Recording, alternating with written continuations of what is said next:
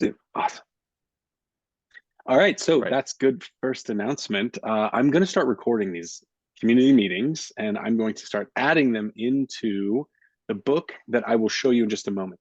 But to that end, the best thing to do is to join the library that I'm throwing into the chat now again.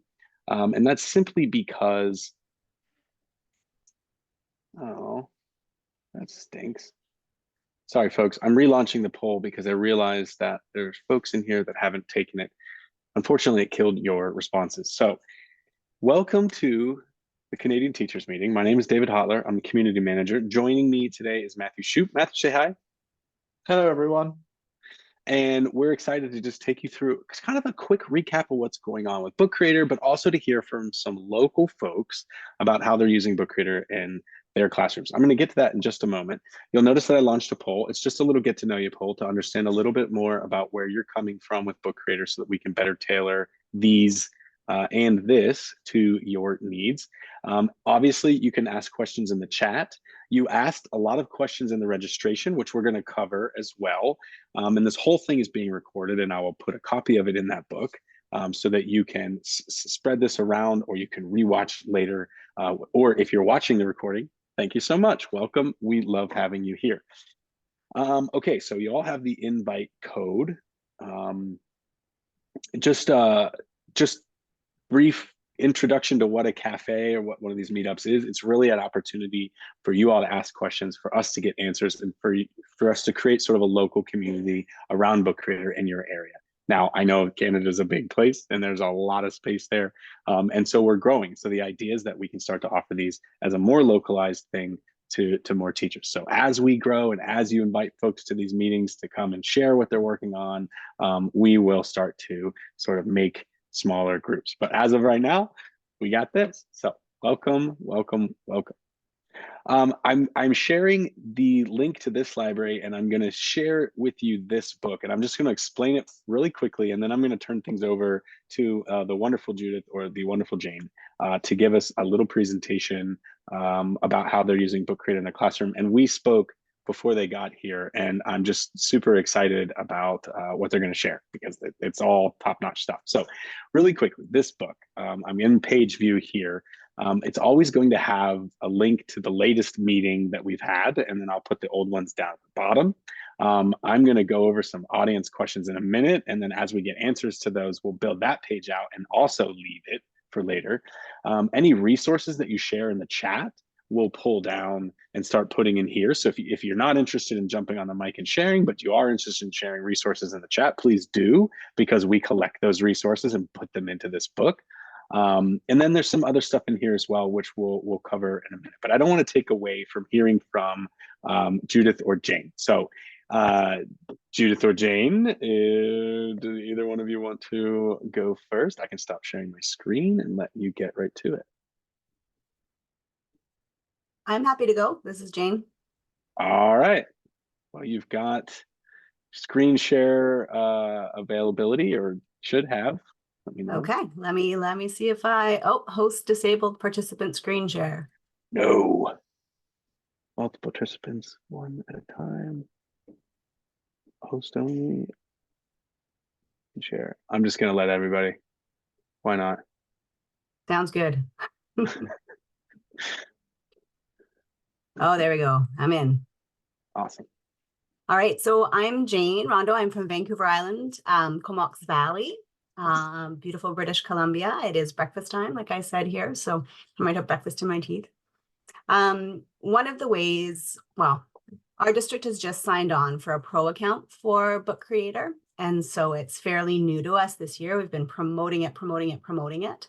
I work in inclusive education, and I'm a district inclusion teacher, and I do all the assistive technology in our district. And so prior to us even becoming a Book Creator Pro district, we have been using it a lot on the iPads. We had an iPad app for Book Creator on every iPad throughout the district because it was such a great tool. It's that entry-level tool that my kids can really access quickly because of all the accessibility tools built in.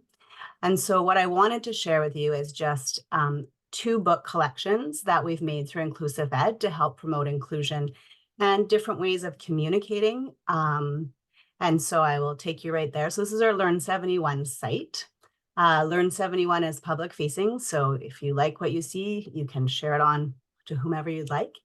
So under the inclusion and diversity section here, if you go over here to everyday signs, we've got a collection of sign language books that are common signs that are super helpful to know and have being used in the classroom.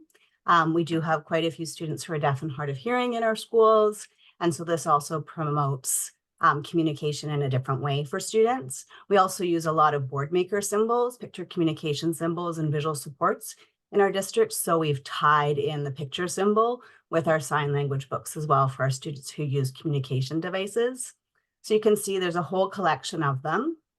We did put a link to the EPUB file that you can obviously download right on your iPad if that's the device you're using. But now we've got the Pro account. We've also published them, so you can also look at them on the web. So you can see there's a whole collection of them. I will go into one. I'll go into the top one here. Just to show you, you can put it on read to me if you wanted to have it read aloud. So I will throw that on.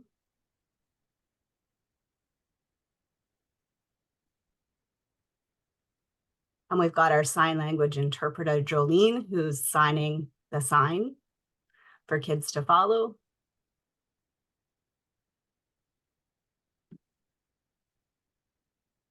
And you can see it's paired with the picture symbol at the top. I love it.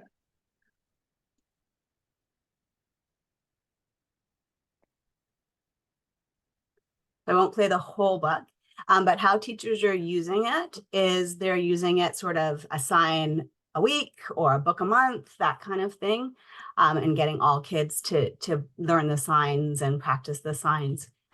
We've created it at the end. So if you want to do some practice time, just the picture symbol and the word is there. And so that they can practice that sign without Jolene signing it. But if you need the reminder, obviously you can go back to the sign. So it's been really a great project, and it has promoted the use of sign throughout many of our schools and promoted that inclusion piece. So that's been a really, really fun set of books that we've made up. The other set of books that we made, let me just go back to Learn 71 here. Again, to promote communication and inclusion for more of our talker using students, so students who use voice output communication aids. So back under inclusion and diversity and under the AAC augmentative and communication area here. We've got a ton of tip sheets and stuff for using our talkers, but down here where it says Comox Valley Schools Core Books Project, we've taken those core words, that core language that's important for students to be able to communicate. And we've created books on each, or few of the core words. There's obviously lots more, and we have more in the works. And we've done them on all of our AAC apps that our students use, our augmentative and communication apps that we use. So if I go to the Go section here, we have a low-tech PDF book that you can print. It was created in Book Creator. And we have the EPUB that you can obviously put on your iPad, but we've also published them online in Book Creator. And so the students can pair them with their communication devices, their AAC devices. This one's in Touch Chat, and they can read the keywords or core words using their symbol language on their talkers. And again, you can hit read to me if you want. And we've made it remixable, so if you like it and you want to tweak it, put real photos in it, go for it. So that is two of the projects that we've created in this district. We've got lots more ideas to go. So we will be adding a templates page to our Learn 71 page. We have our book creator resources that links to a lot of your resources, but we've got more templates coming, and we've just learned about central libraries. So we're going to start populating stuff in the central libraries. So yeah, we are book creator fans. That's a perfect place for central libraries, Jane, because, you get to control the book. And then, if you need to update it, there isn't like 50 copies of it out there. Gosh, what was I will you do me a favor? While you were talking, I was trying to follow the link path to the two places that had book creator specific resources. Will you grab those and throw them in the chat for me? Because I want to put them in this Sure book can. that we have as well. I'll just make a little page about Learn 71. But I was trying to follow your screen there and I missed it. So I will throw them in the chat. yeah, thank you so much. And that is so awesome. What a wealth of resources, just for teachers and for students to be able to go in and understand a little bit more about sign. In Canada, is it ASL? Yes. Okay. I only recently learned that, and it sounds so dumb when it comes out of my mouth, that sign in different languages is completely different. And I'm like, yeah, Yeah. duh. Like even if you learn to sign in the UK, it can be different than in America, and that Yes. just kind of blew my mind. Okay, I'm sidetracking. I'm sorry, Yeah, everyone. but that's why having a book like this so that you're learning your local language is super helpful. Yeah, I love that. I love that. Thank you so much for sharing. You're welcome. Judith, it is your turn. I'm super excited because Judith is going to be talking a little bit about one of our new features as well. And so this is going to check two bingo squares with one stamp. But Judith, if you'd like to share your screen, you're more than welcome to do so, right? I think I gave everyone permission. I am a Zoom noob. I don't know Okay. much about Zoom. Might be safe Okay. to do it. Yeah, sure. I I'm all can about pull up. Teams, and I don't want to wreck up this meeting. No, you can't wreck it up. Okay, I can share Book Creator, and then you want to walk us through because you made a video. Yeah, I downloaded into video Okay. just in Would case you? I couldn't. Oh yeah. Okay. Cool. So should I play this with no audio, and you want to just walk us Yeah, through, that'd be or great. okay. Yeah. Well, I hope it plays with my connection. So first off, I work in a K-5 French immersion school. We're in rural Manitoba, 4 hours away from anything big. But and we use Book Creator a lot. And all these additions that have happened in Book Creator recently make it so much easier for our students to use Book Creator. That's not the first one though. Oh, I see. So you're showing the symbol feature Yeah, here. this one's it for a while there we would always get red underlines because Mm. and it would go because their accents weren't in there correctly. Mm-hmm. And now that we've got that access, it's so easy. Kids don't have to understand shortcuts on keyboards. It's just go in there, do it. And now this one is when you want to dictate your, which is really great for our younger learners because they don't totally know how to spell everything, but they can say it. So it makes it far less, it's much less of a hassle for them. And then once they've said what they want, we go into translate. And now they can say it in English, translate it in French. They can see what it looks like. And if it looks right, then they post it. Mm. And this is the same thing. We're doing translate again, but this time just with typing. So you can type in, I think I said, I saw the dog cross the street. And then, Wow. yeah, and then you can hit translate and you can choose the language you like. And it will pop it up into the French. You get a chance to see what it looks like. And then if it looks good, done, pop it in. Love it. Yeah, it's really nice. Now, this next one is really cool. This one is doing it from a voice file. So you're using the record feature and you can go ahead and say whatever you want to say. I think I said, hi, my name's Judith and I like using Translate and Book Creator. And then also listen to it so that it sounds the way that you want it to say. And then once we use the recording, then we right click on it and we open up that translate section. And I like to manual or generate it automatically, but so I can double check. If it doesn't work, if it doesn't come up with exactly what you said, go back and you can enter it manually. Then you go down to translate, you choose the language you want, and you hit it doesn't matter for me the voice. kids like doing different voices. And Yeah. then you can hear it and it comes out exactly with the way what you want. It has been phenomenal for our kids, especially our younger kids. It Mm. also works as not doing the work for them, but it also works as a model so they can hear what it should sound like. And then they Mhm. can go back and they can try to do it themselves again. So it's been phenomenal for our second language learners. We actually have one student in our grade 4 class who came from Morocco. She didn't speak English. She didn't speak French. She spoke Arabic. So this has been phenomenal for her. We can both, because she's having to learn 2 languages on top of her original language.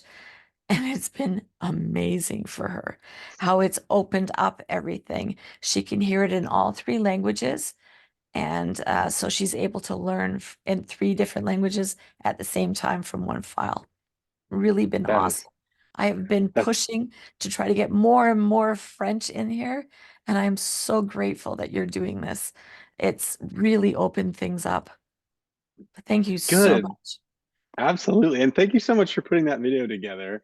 It really, yes. So you didn't know it was there. Awesome. So this is Yeah, a great segue. First of all, thank you so much, Judith, for putting together that video, for being willing to share, for putting your bravery on show. I thank you for that. And that page will live on in the book for others to see. I'll send this out to anyone who's ever come to one of these. So Judith was just talking about our translate feature, which lets you translate videos and comments, even entire books, with just the click of a button. And so if I jump over here into the library I just shared with you, I'll show you this newcomers book that we just put out. So essentially, we want to make it easier for folks who are coming into your classroom who maybe have a different native language, a newcomer, as we're calling them here, to be able to put together a book that tells a little bit about who they are before they get there so that you can learn more about those students. And we know that English might not be the language they need to see this book in. And so you can click on these 3 little dots here and go to translate book. Or if you like the book view mode here, you would click on the book icon down here and then hit translate book. You can then quickly search from over 167 different languages, if I can learn to spell French correct, and then hit translate, and it will make a copy of the book. This is the coolest part about the whole thing, because it doesn't just translate the book you had, it makes an actual second full copy. So very cool stuff. You do have to go in and maybe tweak some of the font sizes a little bit because the title here is a little bit big. And yeah, Jane, there is. So that translate feature works for an entire book, but it can also just work for an entire text box. You can just right click on this text box and hit translate, and choose the one you want. God, why can't I spell French today? And hit translate, and it will translate your entire text box. So you could pull in a graphic organizer and just translate the boxes that you need to be translated into French. And that brings us to our audience page question. Yeah, right click. Another pro tip, if anyone didn't want to know, instead of right clicking, you can also hit the space bar, and space bar brings up this menu as well. So once I learned that, I can't work without space bar now because you just press space bar and it's the right click thing. So we had some really fantastic questions come in from the registration, and I want to answer them both on the recording, but hopefully maybe if some of you all can provide answers to these, that would be incredible. So the first I'm going to address is teach my students how to create books in French. And I think there's one really important thing that a teacher who's teaching in French might not realize is going on. So I'm going to go back to the library view, and I'm going to click on my profile icon and go to edit account.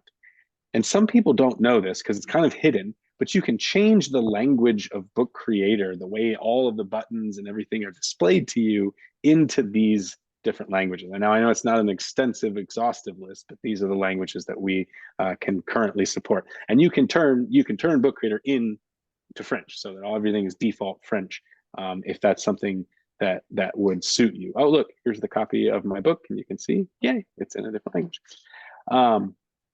So that's just one piece there that you can to flip that. But then also with the new translations features, there's lots of new opportunities to engage students in multiple languages.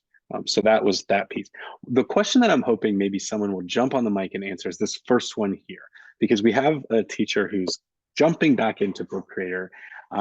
And I get this question a lot. How do you set up your classes? Do you make one library for all the students? Do you make it per unit? How does that work? So if anyone's on the call that has some insight about how they set up their libraries, please jump on.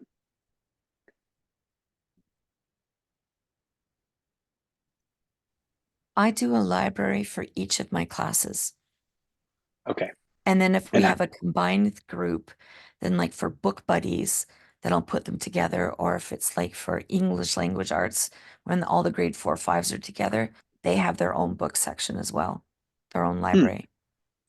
Okay. So sort of like as things grow, Yes. you might break the libraries apart to kind of keep things organized. Yeah. Every class has their own library because every class, like one class is up to 75 books already this year. So, and that's Right. my grade 1 class. They've been amazing. So yeah. Yeah, that's fantastic. Yeah, and so that is usually how we hear people start, is that they'll make a library and they'll use that one library until things start to get overgrown, and then they realize, well, maybe this one project, we should just have its own library. So one great way of getting things set up. Another great way is, to just set it up per unit or per project that's going to involve Book Creator. That way you can kind of keep things housed in one little spot. And we find that to be great for folks who are just getting started. Oops, sorry, Debbie, in the meeting room. Sorry.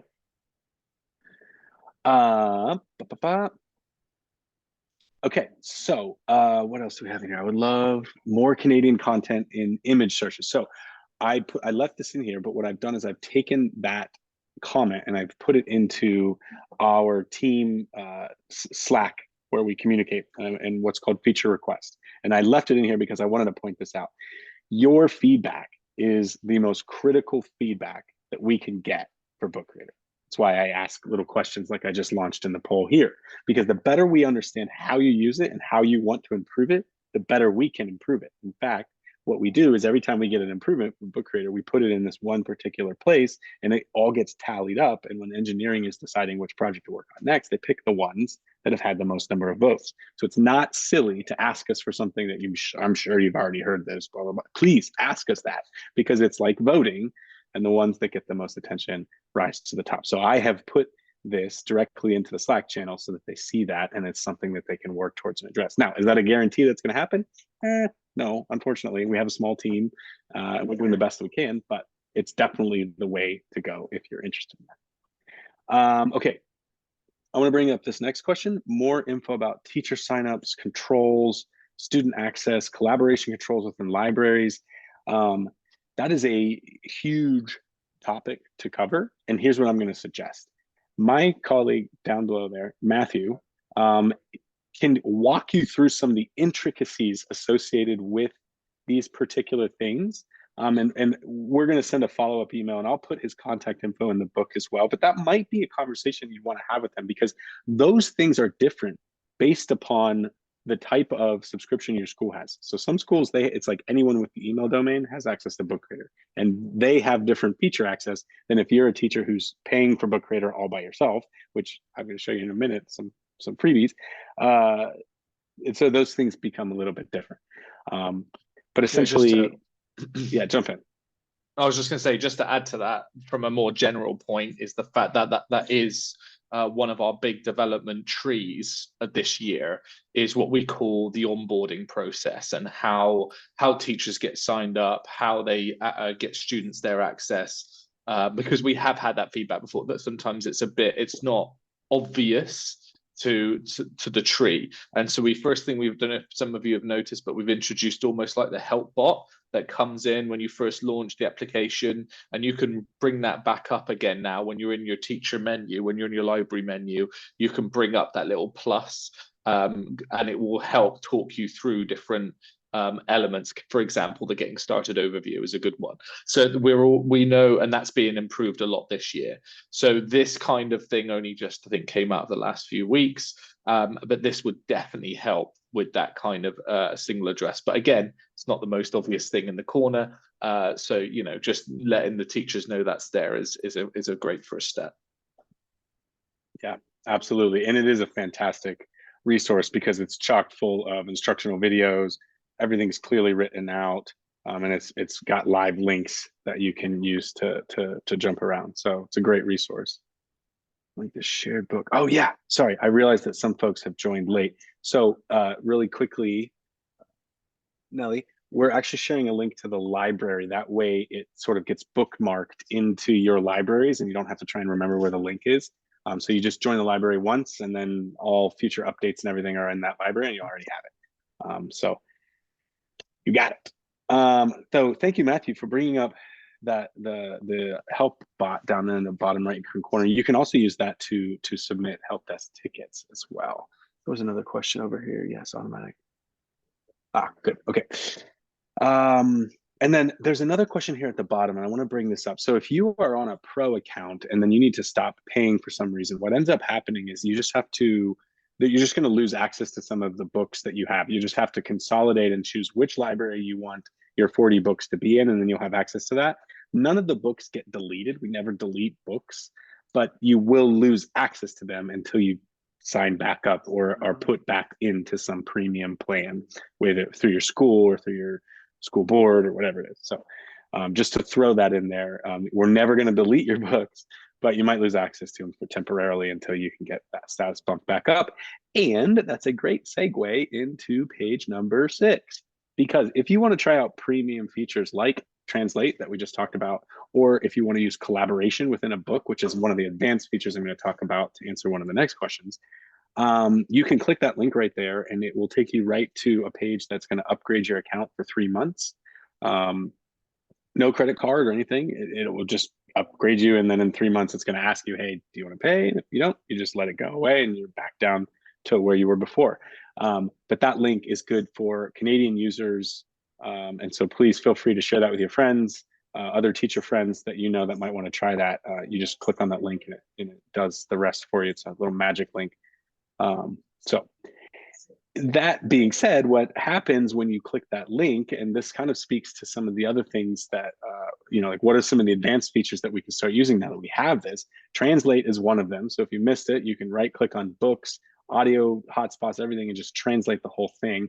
Collaboration is another, which means that what I can do is I can come to a book and I can, from the share menu here, I can actually turn on collaboration. So if I click turn on collaboration, that means that anyone, or at least the people that I choose within the library, will be able to edit that book collaboratively together, right? So you can have a library that has some books that allow everyone to work on and then some that only allow your students to work on.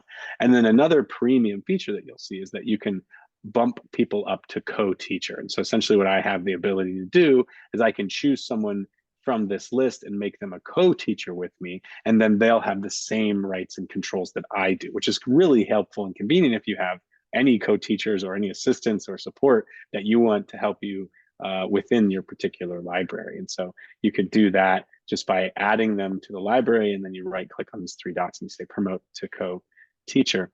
And then the last thing, sort of some of the more premium or more advanced features, this isn't a premium feature, but I'm going to show you anyway, is that we've recently made it so that you can control the number of books that a student can create within a particular library. So if you say edit their own books, that means that they will be able to, they'll be able to edit any book that you give them, right? Or create a new book. But now you can choose how many books they're allowed to create. So if you set it to only to 1, then they'll only be able to edit the book, that the 1 book that you gave them. They won't be able to make a bunch of extra books. And so we got a lot of feedback from folks that said, hey, you gotta turn this off. We can't have students making a zillion books. So that's another really fun feature there. You can also give or take away, for language teachers, give or take away the ability to translate text. And so if you don't want your students using something like spell check or translate, you can turn those things off, again, from the library settings. So I was in my library and then I clicked on the cog icon up here that would let me turn on things and turn things off at the library level. Okay. Any questions? This has been great. I had a few. Yes. Yeah, a ton of, yeah, you just get a bunch of extra books. Okay, so I went through all of these questions. I'm trying to keep my eye over on the chat just to make sure with captions and video, is there a way to change the contrast of the font and location? Ooh, Jane. I don't think so. Matthew, do you see that one with captions and videos? Is there a way to change the contrast of the font and location of where the captions show up? No, not at the moment. Yeah, It's a not good, at the moment. it's a good request. That is a good request. Yeah. Okay. Now what I'd like to point out, two new resources you might not know about. I've already showed you the All About Me journal for newcomers. And then we've also each month put out these really fun activity books that you can get your hands on. They're completely remixable. And then you can put them in the hands of students. Essentially what they do is they follow that sort of like fun academic calendar where there's some days that are, you know, really pedagogically sound and yeah, we should be focusing on these. And then other days like Sherlock Holmes days, which are just kind of fun opportunities to learn about new things. What we've done is we've just gone in and made activities for all of those like days, right? And so they're just fun little activities. Sometimes they're literacy based, sometimes they're speaking, sometimes they're just silly and fun for the students to work on something, you know, like as a bell ringer. But we like to put those together. I went ahead and threw a copy of that in the book for you up front in case you'd like to remix that for some fun end of the year stuff. And then I also want to show you when I go back here and I go into my library view and then back to what we call the teacher dashboard. Under Discover, we've just launched, I don't know what that is. We've just launched some summer literacy books. And so I wanted to bring this to your attention as well. Essentially what we did was put together a template that teachers can use to essentially give their students like a summer reading list, but then also fun things to do after they've read the book. So we've put in some teacher guides. We've even put in some examples of these kind of built out for students and giving you some checklists.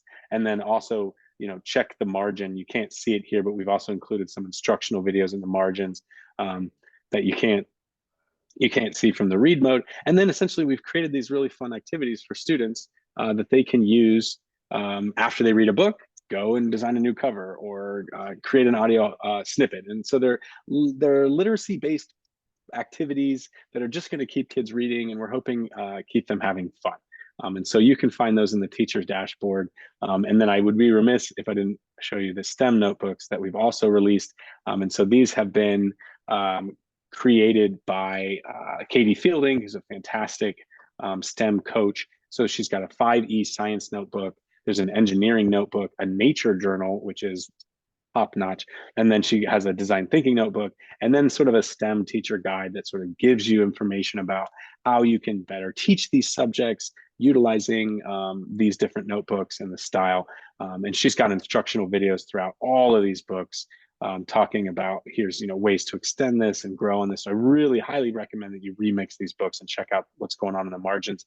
But she's gone and aligned them to ISTE standards and then just given some really fun pages and essentially page templates that you can use for, in this situation, engineering and design. So very, very fun stuff for you to check out there. And that is all accessible via the Discovery tab that I was showing you before. And then let's see, let me go back to my, holy mackerel, I got a lot of libraries. Let me go back to my book, make sure I'm just telling you about all these pages before I let you go. What I would absolutely love is I'm going to launch a feedback poll. Don't leave before you do that. Oops.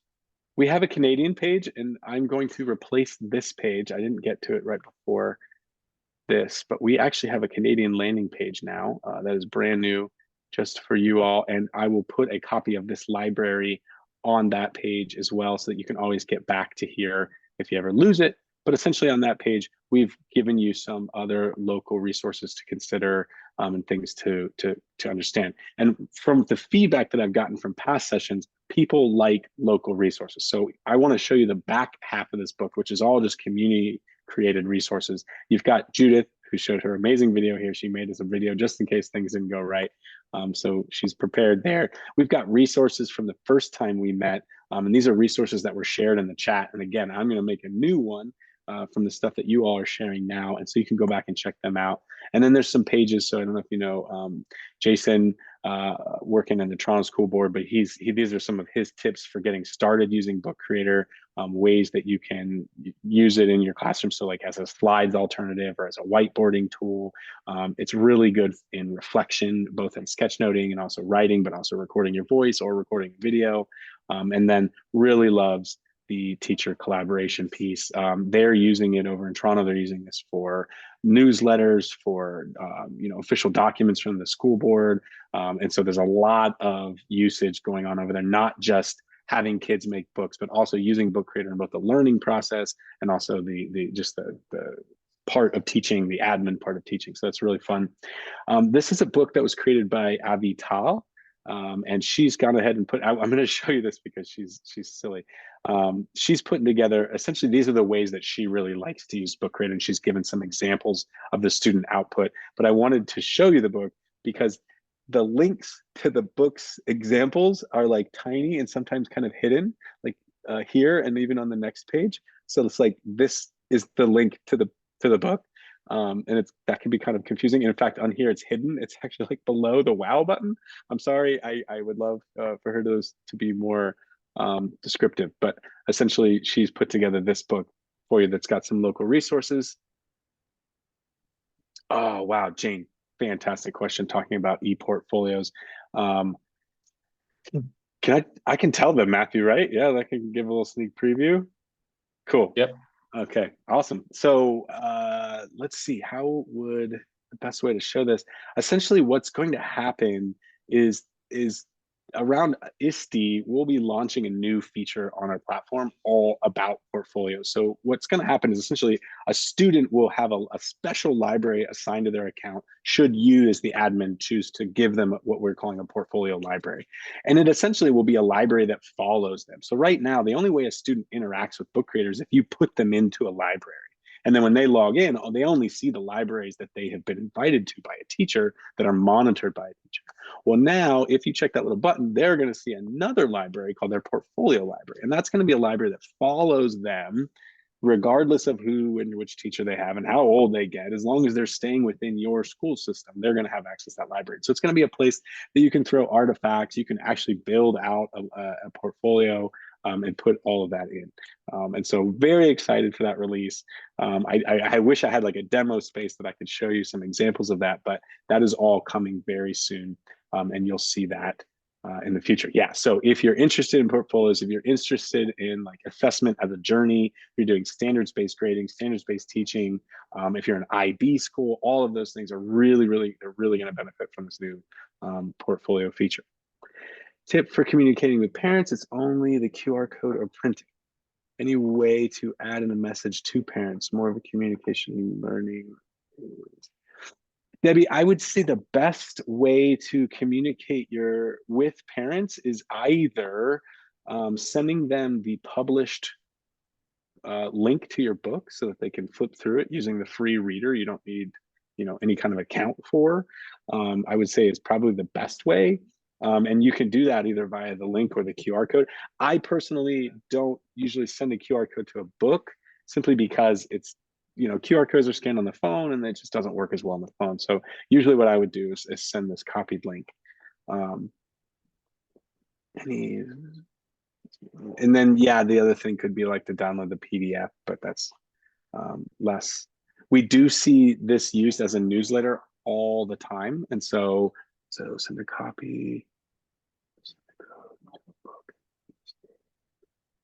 Yeah, absolutely. So you could essentially just send them like kind of like what I'm doing here. You could say, hey, bookmark, publish the book online, keep it private, copy the link, send it to them, say, bookmark this link. And when you need an update or check this every day, you can go in and add a new page.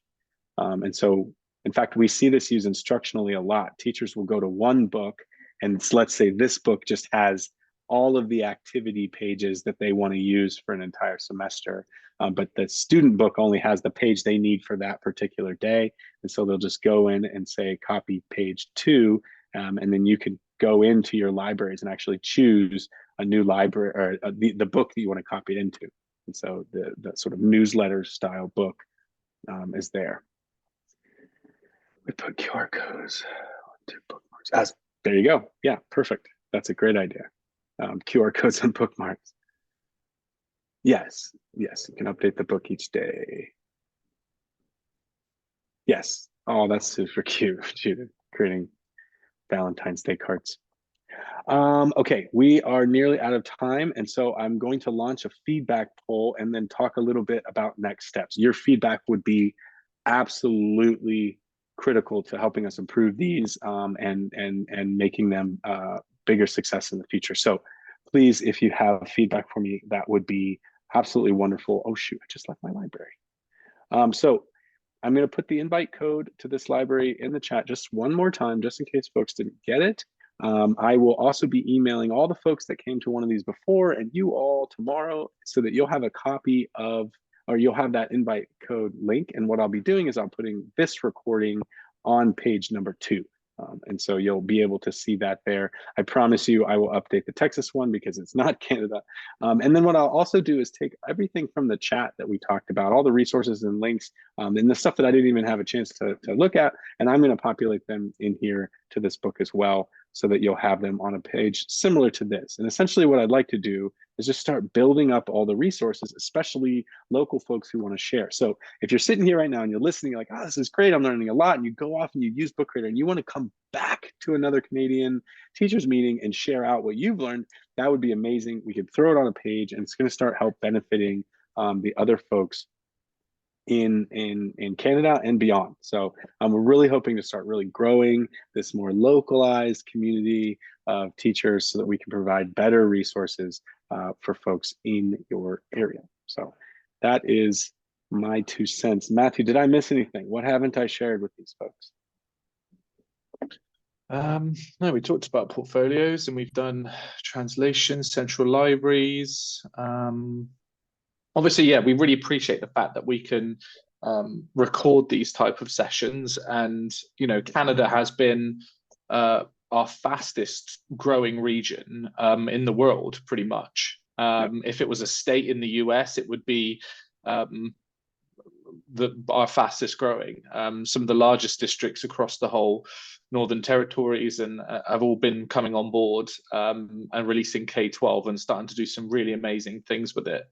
The only thing I would say for advice is there is still a little bit of confusion between the iPad app and the online version. There's a lot more iPads, funnily enough, traditionally in Canada than there is America. Most of the iPads have been phased out a while ago, but a lot of Canadian districts have a large number of iPads still in service. So sometimes there's a bit of a re-education going on to basically say, look, you know, you can't access the online version through the app, but there are ways now that you can push out the online version that makes it look like an app.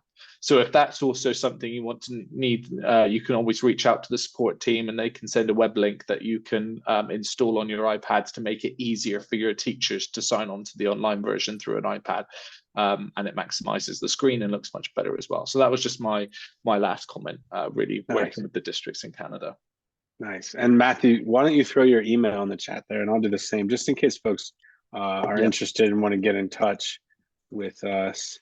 I should really put that in the book, but that's my email there. I'm the community manager. I'm going to leave you with that piece here. There is a page all about what it means to join our community. I've thrown a book in there just to give you some more understanding. We have a thriving community of folks who jump in, who help us shape the future of the platform. They run beta tests with us, and they gain early access to new ideas and insights. They're connecting with local educators, and really we're trying to find folks that want us to uplift their voice. So the great things that you're doing, we can platform and get you up on our community as well. And then you're obviously going to get all your cool badges and your certificates, and we write a letter to your administrator to let them know. We invite you onto webinars, so you can come and do webinars with us. You also get access to our Train the Trainer certificate, which you can jump in on a call with me and just learn how to do a lunch and learn with teachers in your area, and even get a gift card for some pizza. So would love to see you hop into the community. You can head over to bookcreator.com/community. And I'll put that link as the final link in the chat. Thank you so much for taking the time to give me some feedback. Unity. In the poll, I really appreciate 8 of you gave me some feedback, and I assume, Matthew, you're one of the folks who did not, which is great. So it was an absolute pleasure having you here with us today. We'll be sending now another invite to another meeting.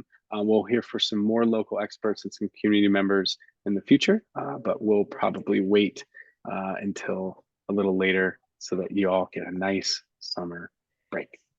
I'm going to hang out right here for another minute or two, but I am going to stop the recording.